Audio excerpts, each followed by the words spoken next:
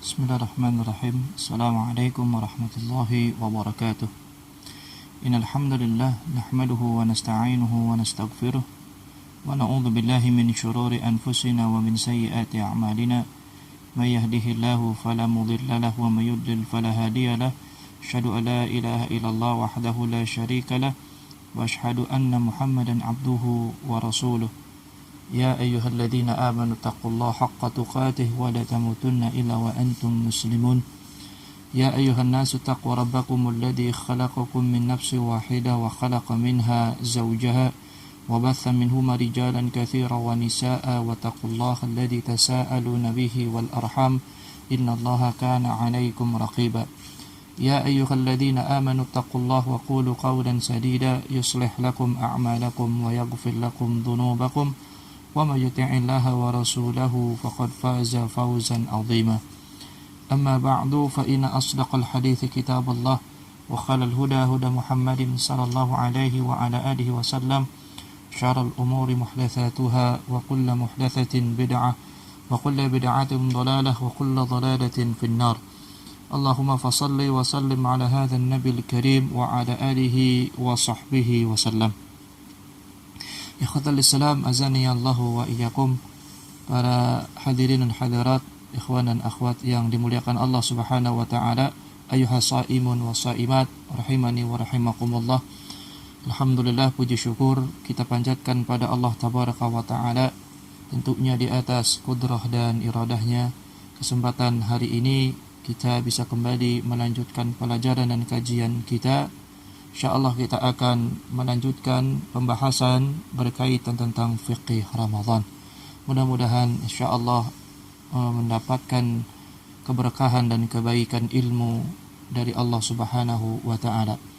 Salawat dan salam selalu dan terus kita sampaikan kepada uswah dan qudwah terbaik di atas kehidupan kita, Rasulullah sallallahu alaihi wa ala alihi wasallam. Salawat dan juga salam kita sampaikan kepada keluarga besar beliau, para sahabat dan sahabiyah radhiyallahu ta'ala anhum ajma'in, dan juga kepada seluruh umat-umat beliau yang senantiasa istiqamah dalam rangka ittiba', mengikuti seluruh sunnah-sunnah beliau sallallahu alaihi wasallam dengan sebaik-baiknya di atas hidup dan kehidupan. Mudah-mudahan Allah Ta'ala menjadikan kita orang-orang yang senantiasa berada di atas jalannya. Ikhwatal Islam, azani Allah wa iyyakum. Para hadirin dan hadirat, ikhwan dan akhwat kalian yang dimuliakan Allah tabaraka wa ta'ala, kita melengkapi kembali melanjutkan pembahasan pada pertemuan yang lalu, yang kita masih membahas tentang rangkaian-rangkaian ibadah yang biasa dilakukan oleh Rasulullah SAW selama beliau berada di dalam bulan Ramadan. Jenis ibadah yang pertama yang sudah kita sampaikan adalah yakni ibadah as-saum atau ibadah syam, ibadah puasa, yakni yang dalam maknanya dijelaskan oleh para ulama, as-saum atau as-syam itu artinya maknanya adalah al-imsak, yakni menahan anil akli wa syurbi wa sa'iril muftarat min tulu'il fajri ila ghurubi syams, yakni menahan diri dari makan dan minum dan dari segala hal-hal yang bisa membatalkan puasanya dari terbit fajar sampai terbenamnya matahari, sebagaimana yang sudah kita jelaskan dan sampaikan pada pertemuan yang berikutnya. Selanjutnya ikhwatal Islam, ya, kesempatan kali ini kita sampaikan poin berikutnya berkaitan tentang arkanus syiyam, berkaitan dengan rukun-rukun syiyam ataupun rukun-rukun puasa itu sendiri. Dijelaskan oleh para ulama di dalam kitab-kitab fiqih, di antara rukun syiyam yang pertama adalah an-niyah, yakni adalah niat, sebagaimana landasan dalilnya firman Allah tabaraka wa ta'ala di dalam Al-Quran surah Al-Bayyinah pada ayat yang kelima. Kata Allah Ta'ala, wa ma umiru illa liya'budullaha mukhlishina lahuddin hunafa.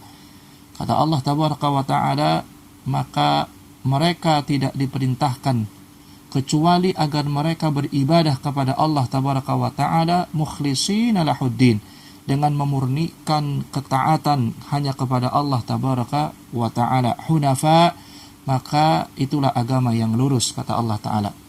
Jadi ini landasan dalilnya, maka semua amal ibadah akan diterima oleh Allah Subhanahu wa taala manakala niat yang ada di dalam hati setiap hamba dalam rangka mukhlishina lahuddin, dalam rangka mengikhlaskan, dalam rangka memurnikan ketaatannya di dalam beragama hanya kepada Allah Subhanahu wa taala.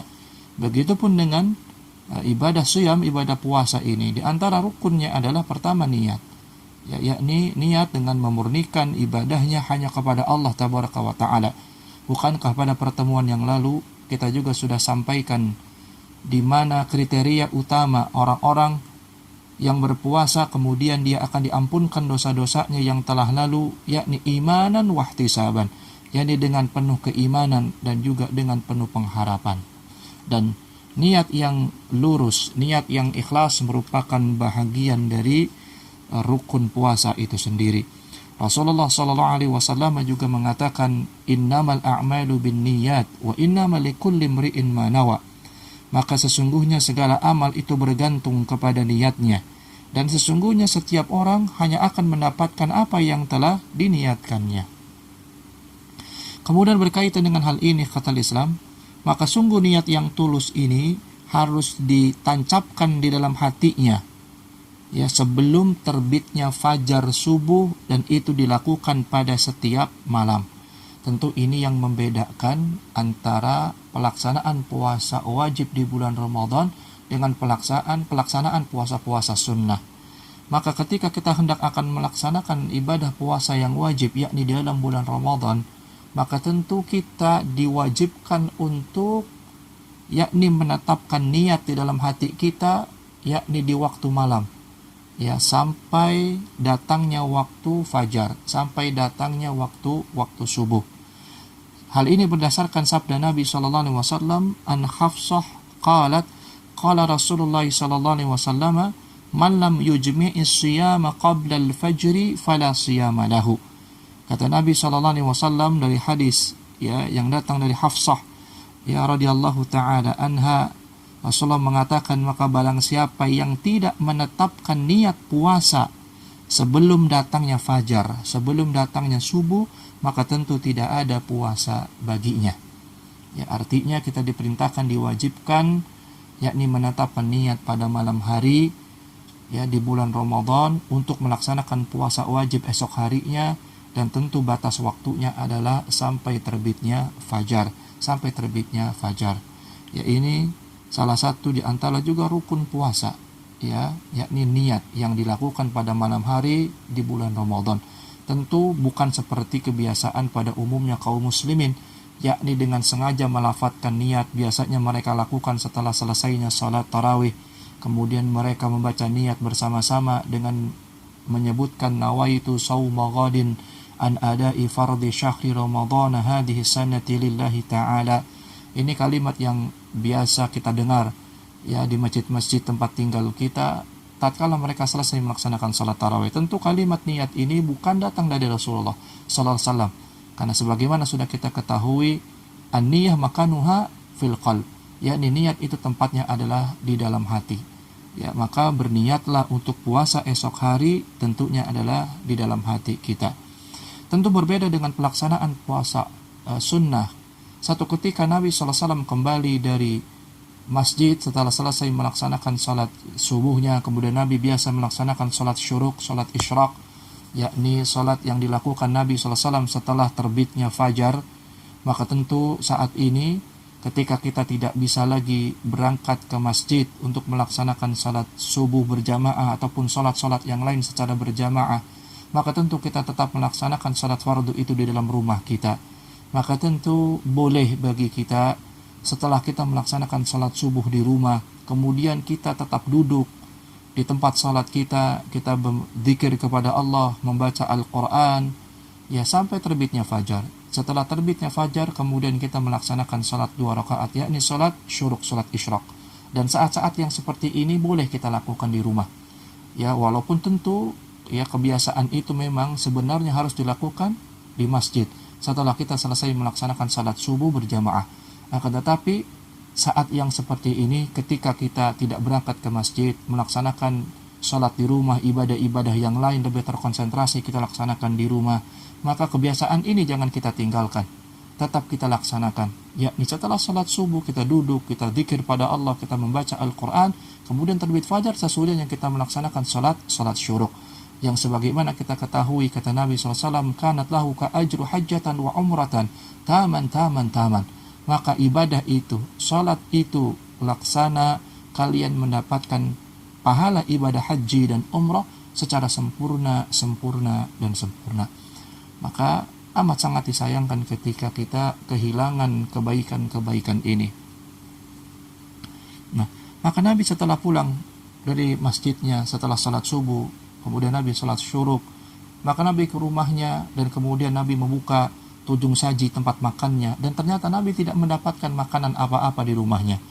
Maka seketika Nabi mengatakan, maka aku berniat puasa pada hari ini. Ya, artinya itu puasa sunnah.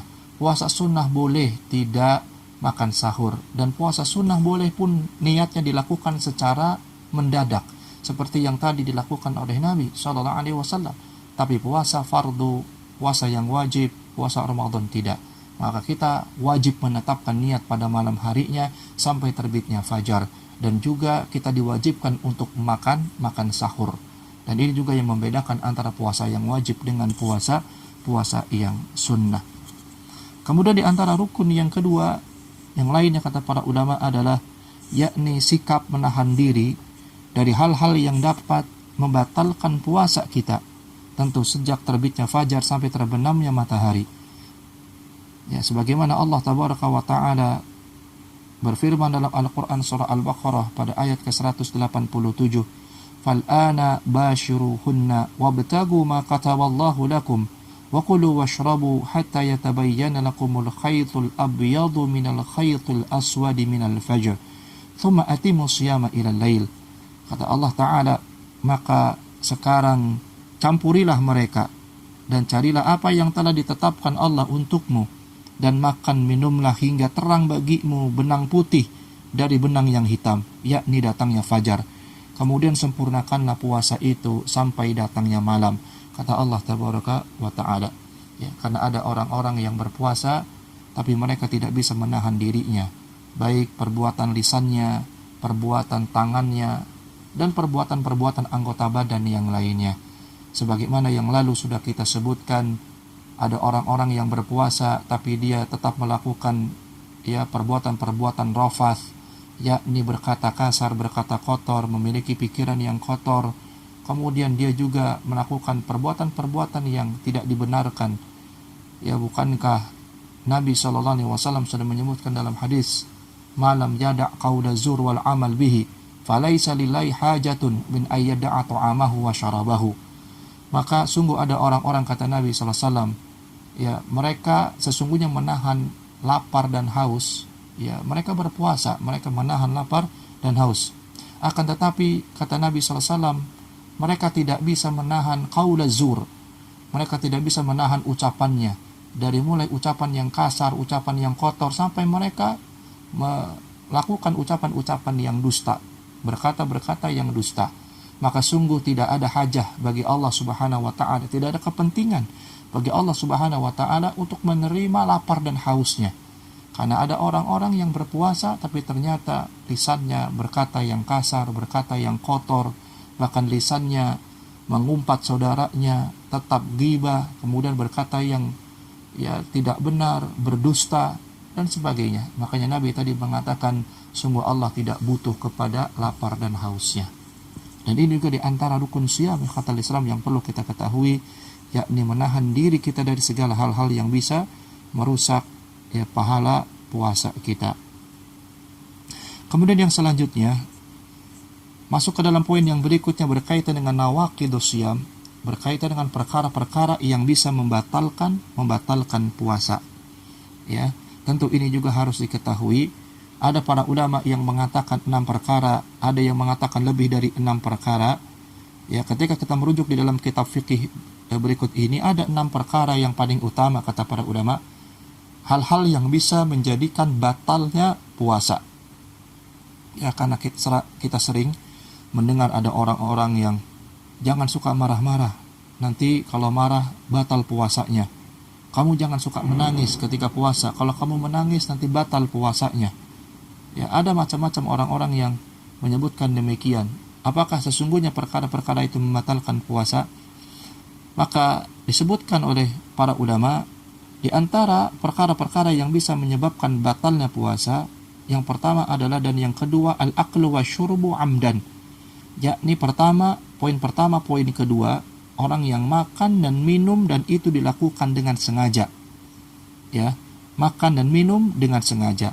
Ya, maka sungguh orang-orang yang makan dan minum karena lupa ya atau ketidaksengajaannya, maka sungguh hal itu tidak menyebabkan batalnya puasa dan tidak perlu baginya untuk mengqadha puasanya dan tidak perlu baginya untuk membayar kafarah atas makan dan minum yang dilakukannya.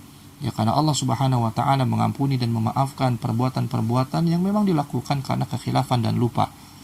Ya, ketika makan dan minum dilakukan dengan sengaja, maka sungguh itu membatalkan puasa.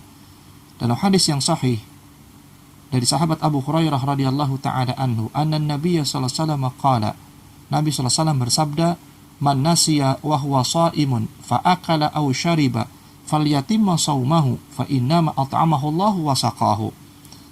Kata Nabi sallallahu alaihi wasallam mengatakan, barang siapa yang ia lupa padahal ia sedang dalam keadaan berpuasa, kemudian ia makan dan minum, maka kata Nabi, falyatimma shaumahu, maka hendaklah ia menyempurnakan puasanya. Sesungguhnya Allah Subhanahu wa taala sedang memberikan makan dan minum, sedang memberikan rizki kepada dirinya. Artinya hakikatnya orang yang lupa ketika puasa kemudian dia makan dan minum, sesungguhnya Allah sedang memberikan makan dan minum, memberikan rizki kepadanya. Itu yang pertama. Dan yang kedua, yang ketiga kata Islam adalah qai'un. Qai'un yakni artinya adalah muntah. Ya, muntah yang dilakukan dengan sengaja. Ya, maka dari itu kata para ulama, kalau seseorang terpaksa muntah, maka ia tidak wajib mengqadhanya dan tidak usah membayar kafarah. Ya, ketika ada orang yang terpaksa muntah, misalkan ada orang dalam perjalanan, kemudian ia mabuk perjalanan, ya, sehingga kemudian ia menyebabkan ia muntah, dan muntah ini terpaksa dia lakukan, maka sungguh tidak membatalkan puasanya dan tidak perlu baginya untuk mengqadha puasanya dan tidak perlu membayar kafarah atas perbuatannya, kecuali jika ada orang-orang yang memang sengaja ya untuk muntah, maka itu membatalkan puasa. An Abi Hurairah radhiyallahu taala anhu anna Nabiy sallallahu alaihi wasallam maqala man dara'ahu al-qai'u falaysa alaihi qada'un wa man istaqa 'amdan falyaqdi. Maka barang siapa yang terpaksa muntah, maka tidak ada kewajiban qadha atasnya. Namun barang siapa yang muntah karena disengaja, maka haruslah ia mengganti puasanya. Ya, artinya bukan hanya batal puasanya, maka ia harus mengganti puasanya pada hari yang lain. Ya, ini bagi orang-orang yang sengaja muntah. Kemudian poin yang keempat dan yang kelima adalah al-haid wan nifas, yakni wanita-wanita yang dalam keadaan haid dan wanita yang dalam keadaan nifas. Ya, walaupun kata para ulama hal ini terjadi menjelang datangnya waktu maghrib. Ya, misalkan katakanlah ya ada seorang wanita yang misalnya pukul 5:30 sore tiba-tiba ia datang haid, maka ketika hal itu terjadi batalkan puasanya, dan artinya dia terhitung berhutang satu hari. Ya, walaupun itu sudah mendekati waktu maghrib, kemudian wanita itu datang haid atau wanita itu mendapatkan nifas, maka sungguh ya batal puasanya, dan kemudian baginya harus mengqadha, baginya harus mengganti puasanya pada hari yang lain. Itu poin yang keempat dan yang kelima. Kemudian poin yang keenam, ya, yang terakhir adalah al-jima', yakni berhubungan badan suami dan istri di siang hari Ramadan. Maka ikhwatal Islam, sungguh ini amat sangat berat ya bagi ya hubungan suami istri dilakukan pada siang hari di bulan Ramadan. Sebagaimana Allah Subhanahu wa taala telah menyebutkan di dalam Al-Qur'an, ya, yakni bagi orang-orang yang berjima melakukan hubungan suami istri di siang hari, maka sungguh bagi mereka adalah yang pertama hukumannya yakni itq raqabah, maka bagi mereka adalah membebaskan seorang budak sahaya. Ataupun yang kedua kata Allah tabaraka wa taala, fasiyamu syahraini mutatabi'ain, ataupun baginya adalah berpuasa selama 2 bulan berturut-turut. Ataupun yang ketiga kata Allah Ta'ala adalah au it'amu sittina miskina, ataupun baginya adalah memberikan makan sebanyak 60 fakir miskin. Ini hukuman ataupun kafarah bagi pasangan suami istri yang melakukan jima di siang hari di bulan Ramadan. Walaupun kata para ulama fikih pun tidak mengapa, boleh bagi pasangan suami istri untuk bersenda gurau, untuk bercumbu dengan batasan-batasan yang wajar ketika ia dalam keadaan puasa. Sebagaimana Nabi pun SAW suka bercanda, kemudian suka mencium istri-istri Nabi SAW, khususnya Aisyah radhiyallahu taala anha ketika beliau sedang dalam keadaan berpuasa. Hal ini tidak membatalkan puasa, maka sungguh yang membatalkan puasa adalah ini tatkala suami istri tersebut berjima di siang hari, bukan hanya membatalkan puasanya, akan tetapi ada kafarah yang harus ditebusnya. Sebagaimana tadi Allah Ta'ala sudah menyebutkannya di dalam Al-Quran. Begitupun dalam masalah-masalah yang lain, misalkan ada seorang pemuda yang belum menikah, kemudian di siang hari Ramadan dia tertidur, kemudian ketika dia tertidur dia kemudian ru'ya fil manam, kemudian dia bermimpi sehingga mengeluarkan air mani, maka apakah membatalkan puasanya? Sungguh berdasarkan hadis yang sahih, maka tentu perbuatan yang seperti itu tidak membatalkan puasanya, karena itu dilakukan di luar kesadarannya. Sebagaimana Rasulullah SAW mengatakan raf'ul qalam an thalathin, maka diangkatnya catatan pena. Tidak ada catatan bagi 3 kelompok manusia. Kata Nabi SAW, yang pertama anisobi hatta yahtalim, kepada seorang anak kecil sampai dia balik. Kemudian yang kedua wa anin naumi hatta yastayqidho, orang yang tidur sampai kemudian dia bangun dari tidurnya. Dan yang ketiga wa anil junun hatta yaqila, kepada orang gila sampai kemudian dia berakal. Maka sungguh orang yang tertidur, ketika dia melakukan satu kesalahan, satu dosa pun, maka perbuatannya tidak dianggap di hadapan Allah Subhanahu wa taala, sebagaimana hadis tadi yang disebutkan oleh Rasulullah sallallahu alaihi wasallam. Kecuali dalam keadaan sadar kemudian dilakukan dengan sengaja, maka tentu hal itu baru kemudian membatalkan puasanya. Jadi kata Islam azanallahu wa iyyakum, maka perkara yang membatalkan puasa dalam kitab ini sebutkan 6 hal saja pada umumnya. Maka perbuatan-perbuatan yang lain di luar dari 6 hal ini, maka boleh jadi hal itu adalah bukan membatalkan puasa, hanya saja boleh jadi itu merusak ataupun menghilangkan pahala puasa. Seperti tadi ada orang puasa kemudian berkata kasar, marah-marah, berkata yang dusta, mengumpat dan yang lain sebagainya. Boleh jadi itu adalah perkara-perkara yang bisa menyebabkan rusaknya atau bahkan hilangnya pahala puasanya. Nah, kemudian juga ikhwatal Islam, perlu kita ketahui perkara-perkara yang berikut ini boleh dilakukan bagi orang-orang yang sedang dalam keadaan berpuasa. Apa di antaranya? Yang pertama al-ghaslu, yakni mandi. Mandi agar badan menjadi dingin, agar badan menjadi segar, badan menjadi fresh, sehingga kita tidak lemas. Hal ini pernah dilakukan oleh Rasulullah SAW. An Abi Bakrin ibnu Abdurrahman an ba'di ashabin Nabi SAW qala laqad ra'aitu Rasulullah SAW bil arj yasubbu ala ra'sihi al-ma' wa huwa sha'imun min al-'atash aw min al-harri.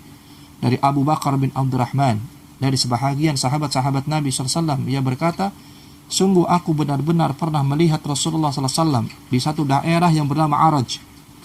Maka beliau menuangkan air di atas kepalanya. Beliau menyiramkan air, yasubbu ala ra'sihil ma'. Beliau menuangkan air di atas kepalanya, wa huwa sha'im. Padahal Nabi SAW saat itu sedang dalam keadaan berpuasa. Tujuannya apa? Minal atashi au minal harri, agar Nabi terhindar dari rasa haus, rasa dahaga. Dan juga saat itu Nabi melakukannya karena suhu yang sangat panas. Jadi Nabi menyiramkan kepalanya dengan air. Boleh ketika kita puasa kita mandi, agar badan kita segar, agar dingin, agar hilangnya rasa haus, hilangnya rasa dahaga, atau karena panas yang sangat terik, ya maka ini pernah dilakukan oleh Nabi SAW. Kemudian yang berikutnya, juga bagi orang-orang yang berpuasa ketika berwudu, ya maka boleh baginya adalah al-madmadatu wal istinsyak, yakni berkumur-kumur dan kemudian istinsyak. Ya, istinsyak artinya memasukkan air ke dalam hidung. Ya, Nabi SAW menyebutkan waballigh fil istinsyak illa an takuna shaiman. Bersungguh-sungguhlah kalian di dalam beristinsyak, ya menghirup air ke dalam hidung ketika berwudu, kecuali ketika kalian sedang berpuasa. Ya, sering kebiasaan orang ketika puasa, kata mereka, menurut mereka wudu nggak usah kumur-kumur. Tidak, tetap berkumur-kumur, tetap istinsyak air dalam hidung, akan tetapi tentu tidak boleh berlebih-lebihan sebagaimana yang biasa kita lakukan ketika kita di luar bulan Ramadan. Kemudian yang ketiga juga yang boleh dilakukan ketika kita puasa adalah al-hijamah, yakni berbekam. Ya, dikatakan Ali bin Abbas radhiyallahu taala anhu maqala ihtajama Nabi sallallahu alaihi wasallam wa huwa shaim. Maka Nabi sallallahu alaihi wasallam pernah berbekam, ya, dan itu Nabi lakukan dalam keadaan berpuasa. Namun dengan catatan kata para ulama, jika memang dia merasa tubuhnya kuat, maka sungguh berbekam dipandang makruh. Ketika boleh jadi orang yang berbekam dikhawatirkan akan menjadi lemah fisiknya, ya bahkan bisa menyebabkan nanti ujung berujung kepada batalnya puasa. Ya maka itu hukumnya menjadi makruh. Tapi kalau memang tubuh kita kuat, fisik kita kuat, tidak apa-apa. Ya, maka dalam keadaan puasa kemudian kita berbekam. Kemudian yang keempat, kata para ulama seperti yang sudah Ana sebutkan berikutnya, yakni kita mencium atau bermesraan dengan istri dengan catatan kita mampu mengendalikan hawa nafsu. Boleh itu dilakukan. An Aisyah radhiyallahu taala anha qalat kana Nabi sallallahu alaihi wasallam yuqabbilu wa yubashiru wa huwa shaim wa kana amlakukum li irbih. Aisyah radhiyallahu taala anha ummul mukminin mengatakan, adalah Nabi sallallahu alaihi wasallam mencium kemudian bermesraan ya dengan istrinya, termasuk denganku, kata Aisyah, wa huwa shaim, dan beliau sedang dalam keadaan berpuasa. Wa kana amlakukum li iribih. Namun ingat, kata Aisyah, sungguh beliau sallallahu alaihi wasallam adalah orang yang paling kuat di antara kalian untuk mengendalikan hawa nafsunya ataupun mengendalikan syahwatnya. Karena yang dikhawatirkan adalah tatkala bercumbu bermesraan dengan istri di siang hari, ya maka kemudian berjima. Ya, ini yang sangat dikhawatirkan. Kemudian yang kelima, yakni ada orang-orang yang memasuki waktu subuh dan dia dalam keadaan junub. Ya, maksudnya adalah ada orang-orang yang mungkin di malam harinya berjima dengan istrinya, lalu kemudian dia bangun, dia belum sempat ya mandi janabah. Apakah boleh dia makan sahur? Boleh. Ya, boleh baginya dia makan sahur. Setelah makan sahur bersegeralah dia mandi, baru kemudian dia melaksanakan sholat subuh. Ya, maka ini mungkin saja terjadi. Nah ini ikhwatal Islam, azanallahu wa iyyakum, ya, di antara perkara-perkara yang boleh.